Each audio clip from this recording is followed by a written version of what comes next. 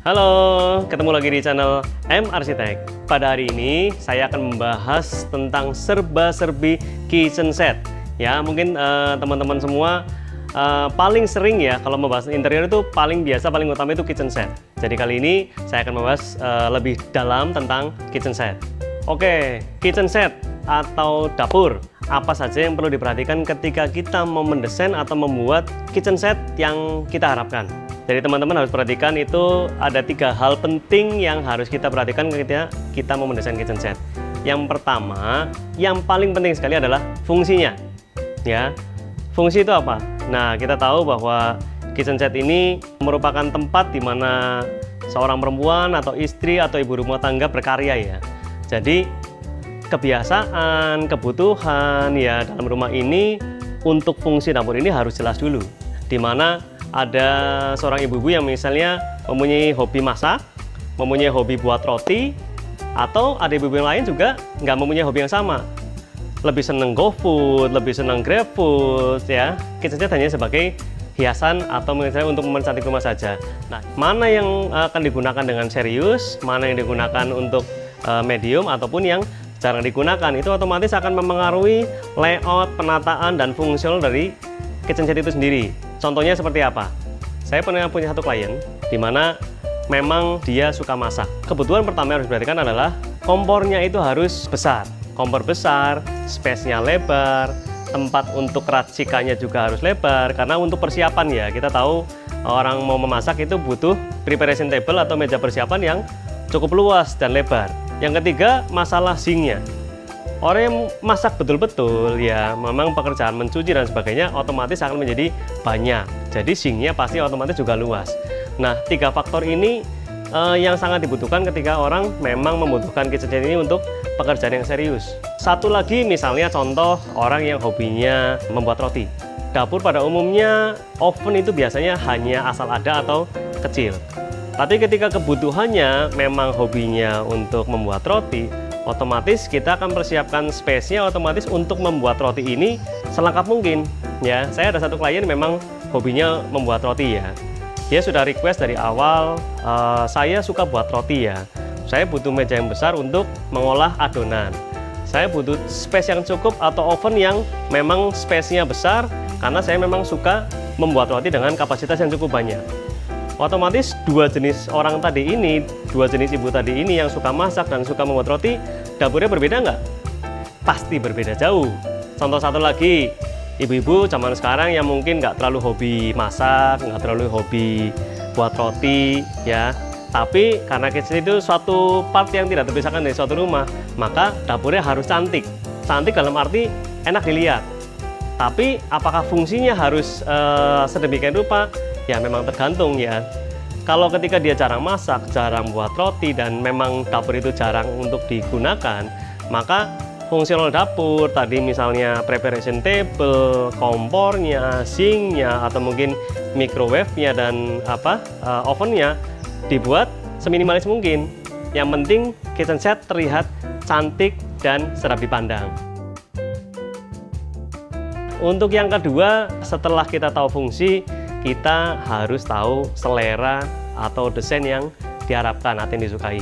Jadi contoh, misalnya kita bisa lihat di belakang saya, penghuni rumah ini, ya pengguna kitchen ini menyukai nuansa putih, di mana modelnya merupakan model American klasik, ya, yang nuansanya putih, minimalis, bersih, dan juga terlihat mewah.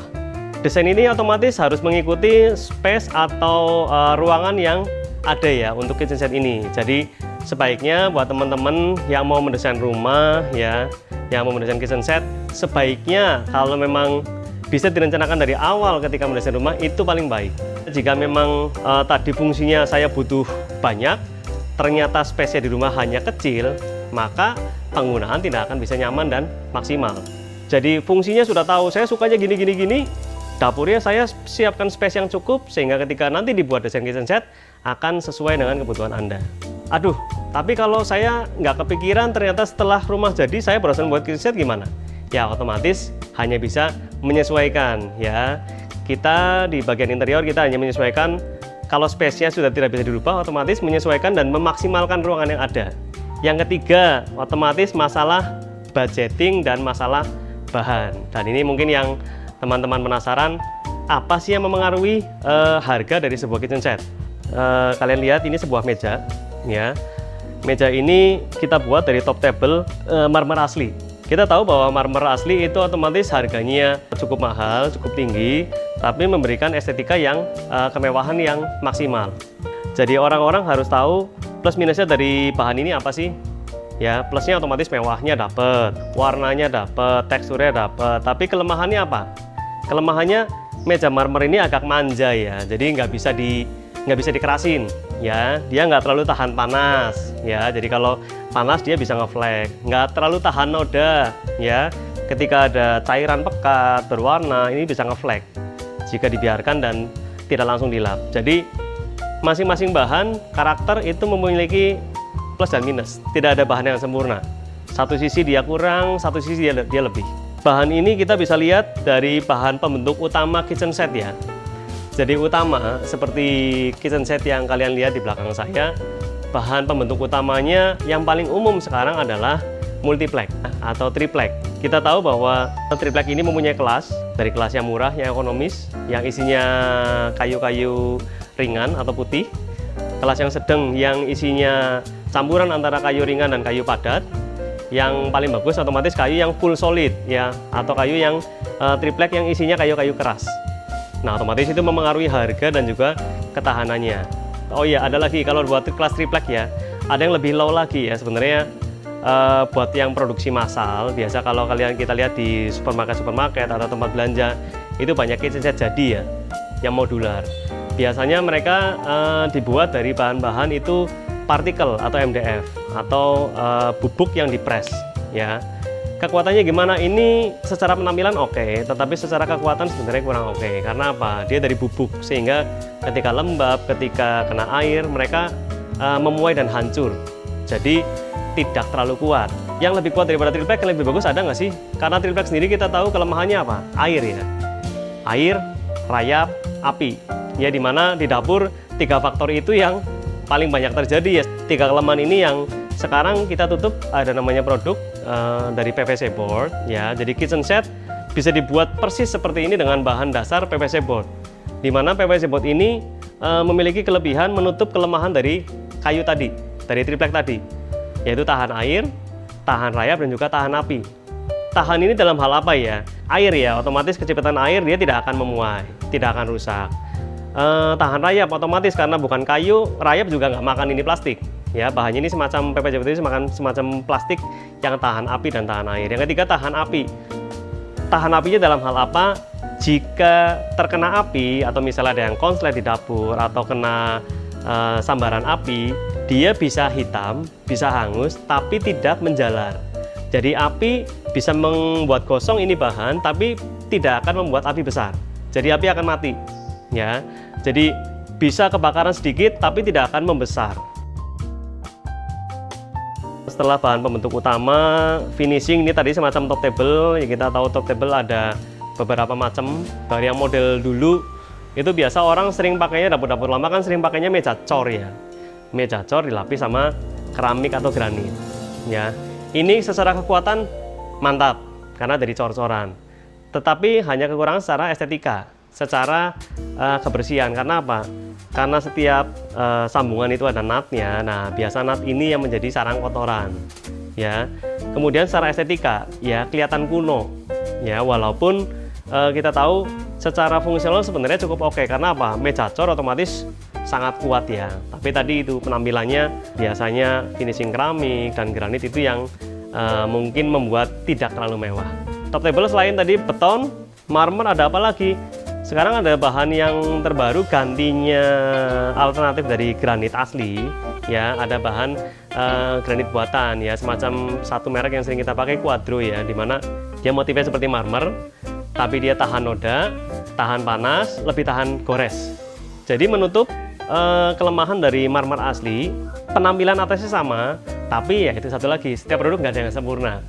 Dia kelemahannya apa? Di finishing pinggirannya atau edgingnya, dimana tampak atasnya itu mirip seperti marmer, tapi pinggirannya masih seperti granit lantai, yaitu masih berwarna beda sama atasnya. Jadi itu yang menjadi PR. Kita harus finishing pinggirnya ekstra supaya terlihat rapi. Ya, itu top table. Tadi pembentuk sudah, top table sudah, kita ke finishing ya. Nah, finishing kalian lihat di sini, finishing yang saya gunakan di tempat ini adalah finishing cat duko. Ya, finishing ini salah satu favorit ketika kita membuat kitchen set yang memang modelnya American klasik. Banyak profilnya, berwarna putih ya, solid, dan juga kita hias dengan handle-handle emas ya. Jadinya finishing yang sering ada itu duko, otomatis sering kalian dengar. Yang kedua HPL sering sekali untuk motif-motif kayu. Yang ketiga finishing sering juga pakai kaca ya. Kita lihat di sini ya, ini contoh finishing kaca nih, ini cermin ya. Cermin ini fungsinya apa ya? Salah satunya adalah untuk memperluas pandangan ya, mudah dibersihkan dan juga terlihat mewah. Finishing yang lain yang kita juga bisa temui yaitu akrilik ya. Di sini nggak ada akrilik ya, nanti kita akan lihat di tempat lain. Akrilik itu juga bisa digunakan karena materialnya mengkilap, halus, dan juga rata. Jadi sangat cocok untuk finishing interior di kitchen set. Sekarang faktor keempat nih ya. Setelah tadi finishing, sekarang aksesoris di kitchen. Ya, kita tahu berbagai macam pendukung di dapur ya, semacam halnya kompor. Kita harus perhatikan kompor, yaitu tadi fungsinya apa, kompornya harus sesuai. Saya suka masak tapi kompornya milihnya yang apinya kecil, otomatis nggak sesuai. Yang kedua misalnya cooker hood. Orang yang sering masak butuh cooker hood yang daya hisapnya bagus. Ya, kalau yang jarang masak ya mungkin cooker hood cuma sebagai hiasan. Ya, kita lihat di sini ya, ini ada contoh oven tapi kecil ya, karena pemilik hanya menggunakan oven sesekali dan memang jarang ya. Komponen yang sering kita lihat lagi adalah sink ya. Nah, ini contoh sink karena memang pemilik sering masak dan melakukan kegiatan memasak yang cukup banyak dan berat, maka sinknya harus dipilih kapasitas yang besar ya. Contoh kalian bisa lihat bahwa sink di sini 2 lubang besar ya, dan kapasitasnya lebar hampir 120 atau 130 cm. Jadi memang cukup untuk berbagai kegiatan memasak dan mencuci yang berat. Nah, yang nggak kalah penting, salah satu yang paling utama, kulkas ya. Kulkas ini apa? Untuk menyimpan bahan-bahan makanan sebelum kita masak. Faktor-faktor itu yang kira-kira harus teman-teman perhatikan ketika kalian mau mendesain suatu kitchen set yang sesuai harapan, sesuai impian, dan nantinya digunakan dengan nyaman, dengan fungsi yang tepat ya, makanya puas dan juga hati senang. Oke, ini contoh dapur yang kita buat belum lama ini. Jadi dapur ini memang customize ya, terutama tadi yang saya bahas tentang top table-nya, dimana owner sudah memilih bahan yang lebih praktis ya.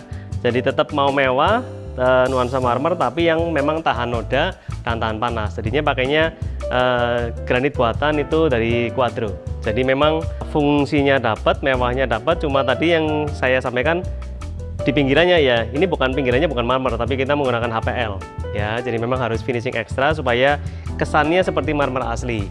Yang harus diperhatikan lagi, contoh dari ruangan ini, bahan dasar pembentuk dari kitchen set ini yang tadi saya sebutkan menggunakan bahan yang paling advance sekarang, yaitu PVC board ya, dimana owner sudah memiliki pengalaman menggunakan multiplex atau bahan dari kayu ya, yang sudah digunakan sekian tahun lamanya, akhirnya ada yang busuk karena terkena air, ada yang juga rayap ya, dan juga bau ya. Jadinya dia menghendaki ketika upgrade dapur, dia memilih bahan yang memang akan tidak berayap, tidak rusak karena air, dan juga tahan api. Jadi memang salah satu bahan yang paling advance yang ada sekarang ya. Jadi kitchen set ini lebih tahan segalanya. Nah, ini contoh, kalian bisa lihat di sini bahwa top table ini tingginya normal. Ke daerah masak sini, ke daerah kompor, kenapa kita turunkan ya? Karena kita tahu bahwa ketika orang memasak dengan serius atau memasak dengan waktu yang panjang, tinggi untuk meja ini memengaruhi capek apa enggaknya tangan. Jadi orang yang menggunakan itu akan lebih nyaman ya. Ketika kita memasak, kita menggoreng sesuatu, jika meja terlalu tinggi, maka kita akan mudah cabai ya. Meja yang lebih rendah, yang lebih sesuai, itu akan lebih tahan lama. Seberapa tinggi pengguna itu sangat memengaruhi seberapa tinggi top table. Yang juga perlu diperhatikan masalah storage ya. Nah, storage kita tahu kebutuhan user ya. Di sini kita lihat bahwa banyak sekali laci ya, banyak sekali storage ya. Semuanya dari laci, ruang simpan dan sebagainya itu request dari user. Saya butuh tempat untuk snack, saya butuh tempat untuk bumbu, saya butuh tempat untuk ini itu. Nah, kita harus akomodasi. Jadi mendesain dapur sangat unik, sangat personal dan juga sangat menarik ya buat saya. Jadi memang dapur yang sesuai harapan, sesuai dengan kebutuhan pengguna itu akan sangat nyaman digunakan. Oke, itu materi atau hal yang saya bagikan buat teman-teman semua tentang kitchen set, tentang seluk-beluk kitchen set seperti apa dan bagaimana kalian harus memulai mendesain dan memilih bentuk, fungsi, bahan dan sebagainya. Sehingga kalian bisa memiliki kitchen set yang kalian harapkan dan kalian impikan. Semoga video ini berguna buat teman-teman semua. Jika kalian menyukai, jangan lupa subscribe, like, dan komen. Sampai jumpa di video berikutnya. Ciao!